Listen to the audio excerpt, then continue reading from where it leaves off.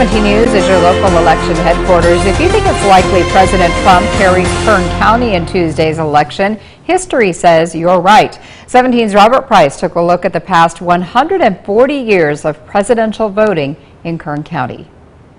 Say one thing about Kern County's political identity.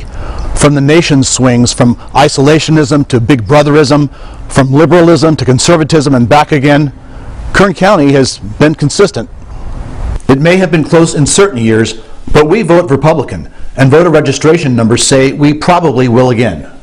Hillary Clinton won the U.S. popular vote in the 2016 presidential election by nearly 3 million votes. Kern County, however, picked the winner, and by a landslide, 53% for Donald Trump, 40% for Hillary Clinton.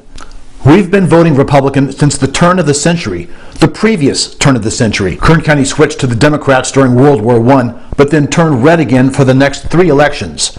Then the world changed, and Kern County with it. The Great Depression cost millions their jobs, their homes, their peace of mind, and the demand for change and a better regulated market lifted Democrat Franklin Delano Roosevelt into office. Then came war and a unified country and county that kept Democrats in charge all the way through 1948, when even the presence of Kern County's favorite son, former California governor and Republican vice presidential nominee Earl Warren, could not keep Democrat Harry Truman from victory.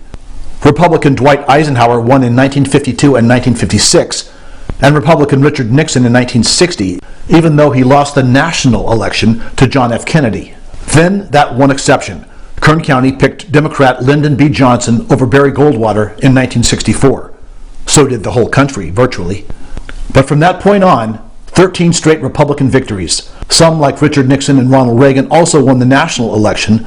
Some, like Gerald Ford and Bob Dole, who didn't. Why has Kern County been so consistent in its support for Republicans for 16 of 17 elections spanning 68 years? Bakersfield College history professor R. Alan Bolar says it's a product in part of Kern County's consistent rural character. California used to be a lot like a Midwestern state. It was mostly, if you think about going back to the 1910s and the people going to Los Angeles and in this area, it was people from Ohio, people from Indiana.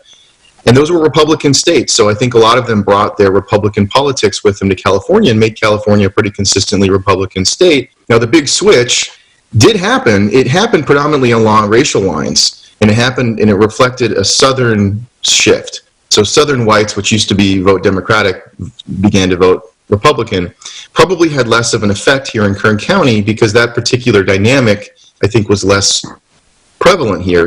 Jeremy Adams, a Bakersfield High School teacher, author, and CSU Bakersfield adjunct, agrees. I do believe that tradition, and I think that's a tradition that goes back, about 100 years of the Republican Party being the party of, government is a them, and we really want to be allowed to run our businesses and live our lives the way that we want to with minimal government. I think that we are a valley people, Bob. That's in our blood. We are, even though we're a big city now, I think we still have the disposition of rural voters.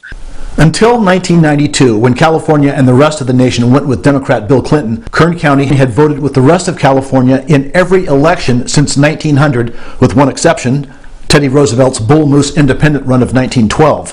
Since 1992, California and Kern County have not supported the same presidential candidate even once. What about 2020?